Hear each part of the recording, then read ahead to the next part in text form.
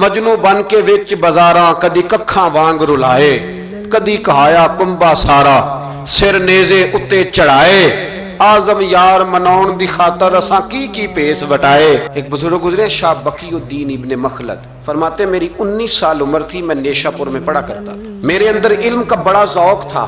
ایک استاذ کے پاس جب میں پڑھنے گیا تو میرے استاد مجھے فرمانے لگے کہ بیٹے تیرا ظرف بڑا ہے اور میرا علم چھوٹا ہے، تو کسی بڑے عالم کے پاس جا۔ میں نے استاد سے کہا کہاں جاؤں؟ تو کہنے لگے اگر ہو سکے نا تو بغداد شریف چلا جا، امام احمد بن حنبل کی بارگاہ میں حاضری دے، وہ حدیث کے حافظ ہیں۔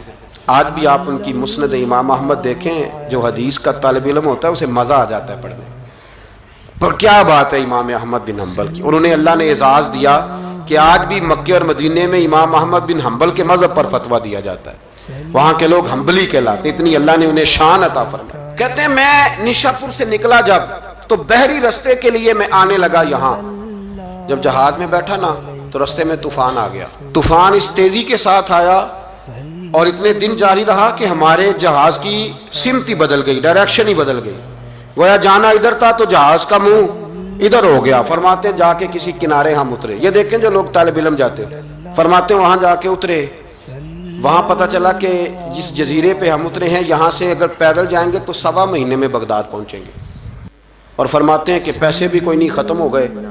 اب میں وہاں سے اترا پتے کھاتا، 1.25 مہینہ لگا اور میں بغداد شریف پہنچا، اور جب پوری جد و جہد کر کے وہاں پہنچ گیا نا تو پتہ چلا کہ امام احمد بن حنبل کا تو مدرسہ ہی بند ہو گیا، ان کے تو جمعہ پڑھانے پہ پابندی لگ گئی، وقت کا بادشاہ ناراض ہو گیا، اس کا مطلب ہے وہ بھی سیاسی باتیں کرتے ہوں گے، ناراض ہو گیا، اس نے پکڑ کے آپ کو جیل میں ڈال دیا۔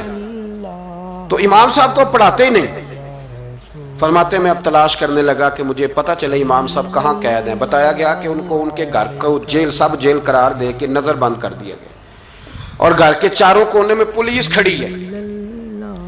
امام احمد بن حنبل رحمۃ اللہ تعالی علیہ کے وہ شاگرد شاہ بقی الدین صاحب فرماتے ہیں کہ میں جب وہاں پہنچ گیا، وہاں پہنچ کر کے میں نے لوگوں سے کہا کہ تم نا قریب نہ جانا، بس مجھے بتا دینا کہ امام صاحب کا گھر کہاں ہے۔ تو کہتے ہیں ایک شخص نے مجھے کہا کہ میں انگلی کا اشارہ نہیں کروں گا، آنکھ کا اشارہ کروں گا، کیونکہ حالات بڑے خراب ہیں۔ کہتے ہیں اس نے آنکھ کے اشارے سے بتایا کہ وہ سامنا گیٹ امام صاحب کا ہے۔ کہتے ہیں میں واپس آ گیا، اب ساری رات سوچتا رہا کہ امام صاحب کے گھر تعلیم حاصل کرنے کیسے جانا ہے۔ فرماتے ہیں پھر مجھے ایک تجویز سمجھ میں آئی، صبح جب میں نے اٹھا تو میں نے سر سے پگڑی اتاری، اپنے بالوں میں ہاتھ ڈال کے بال بکھیر دیے، چاروں جانب بکھر گئے، زلفیں رکھی ہوئی تھی۔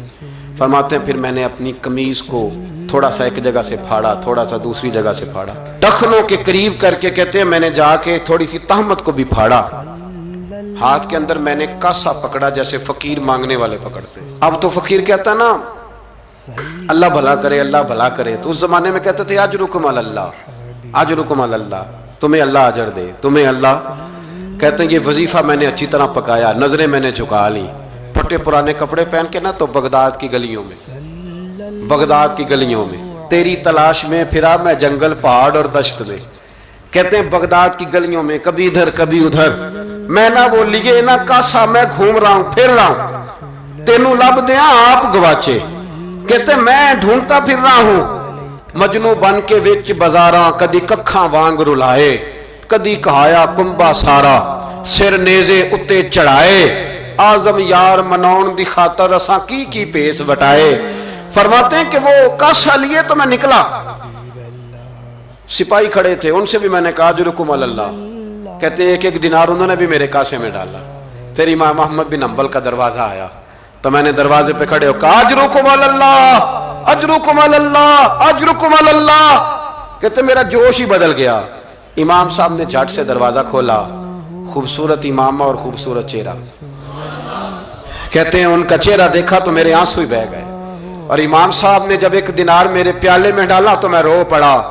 میں نے کہا بغداد کے بادشاہ، او میرے محبوب کے علم کے وارث، میں بھیک مانگنے نہیں آیا، میں تو رسول اللہ کی حدیث سننے آیا ہوں، مجھے نہ آپ نے خیرات نہیں دینی، بس مجھے ایک حدیث میرے نبی پاک روز پڑھا دیا کریں، ایک حدیث ایک حدیث۔ یہاں تو ہر جمعہ پڑھائی جاتی ہے نا، وقت نہیں ہوتا، لوگ دیر سے آتے ہیں۔ کہا ایک حدیث آپ نے پڑھانی ہے، شاہ بقی الدین صاحب کہتے ہیں امام صاحب نے میرا چہرہ دیکھا تو خوشی سے کھل اٹھے، فرمانے لگے تو کیسے آئے گا؟ کہ حضور بھکاری بن کے میں خیرات مانگنے آؤں گا۔ یہ بھی تو خیرات ہی ہے نا، مصطفیٰ کریم کے نام کی خیرات مانگنا۔ حضور آپ نے ایک حدیث پڑھانی ہے، سنیں۔ شاہ بقی الدین کہتے ہیں میں پورا سال بھکاری بن کے جاتا رہا، یہ جذبہ، یہ شوق، پورا سال بھیک مانگنے کی غرض۔ یہاں تو ہمیں اپنے علماء میں کمزوریاں نظر آنے لگ جائے، کہتے سب ٹھیک ہے جی، وہ ایک بات نہیں ٹھیک، لہذا چھٹی، میں اب خود بہت بڑا محدث ہوں، مجھے کیا ضرورت؟ یہ کمزوری ہے، اس لیے اخلاقی رویے لوگوں کے مضبوط نہیں رہتے، اس لیے دنیا داری کی ساری باتیں آتی ہیں پر دین نہیں آتا، کیونکہ ہمارا وہ شوق نہیں، وہ انداز نہیں۔ ہم کون بھکاری بننے کو تیار ہے؟ جب لوگ کاسا پکڑتے تھے تو پھر رسول اللہ کے دین کی خیرات بھی اس میں آیا کرتی تھی۔ اب کوئی کاسا ہی نہیں پکڑتا تو خیرات کیسے آئے؟ یہ تو لوگ بحث کرنے آتے ہیں، گفتگو کرنے آتے ہیں، لینے کون آتا؟ حضرت شاہ بقی الدین کہتے ہیں میں پورا سال جاتا رہا۔ امام احمد بن حنبل مجھے فرماتے یار میں بھی سوچتا تھا کہ کہیں میرے علم کو زانگی نہ لگ جائے، دیکھو اللہ نے فضل کیا ہے، مجھے ایک طالب علم عطا فرما دیا ہے۔ فرماتے ہیں پورا سال میں جب ان کے دروازے پہ جاتا تو ایک دھیلا بھی ڈال دیتے اور مصطفیٰ کی ایک حدیث بھی سنا دیتے، اور فرماتے ہیں دنیا ساری پڑھتی ہے پر ہمارے پڑھنے کا استاد انداز یہ تھا کہ استاد پہلے امامہ باندھتے، جبہ پہنتے، اور اس قید میں نظر بندی کے عالم میں جب وہ نبی پاک کی حدیثیں سناتے تو ان کی آنکھیں آنسوؤں سے بھر جاتی، وہ روتے ہوئے تڑپتے ہوئے حدیث سناتے، اور میں بھی اسی درد سے وہ بات وصول کرتا۔ فرماتے ہیں سال گزر گیا، حکمران مر گیا، فوت ہو گیا، نیا بادشاہ آیا، اس نے خود امام احمد بن حنبل کو بڑا مدرسہ بنا کے دیا، اس نے بڑی جامع مسجد میں امام صاحب کے خطبہ جمعہ کا بندوبست کیا۔ فرماتے ہیں ہزاروں طالب علم کئی ملکوں سے امام صاحب کے دروازے پر آ کے بیٹھنے لگے۔ فرماتے جب میں بھی پہنچا نا تو امام فرمانے لگے تو ذرا آگے آ جا۔ کہتے میں آگے آیا تو فرمانے لگے بھی علم تمہیں بھی دیتا ہوں، تمہیں بھی پڑھاؤں گا، مرتے دم تک پڑھاؤں گا، پر جو میرے اندر فیض کی خیرات تھی نا وہ ساری اس نے حاصل کر لی۔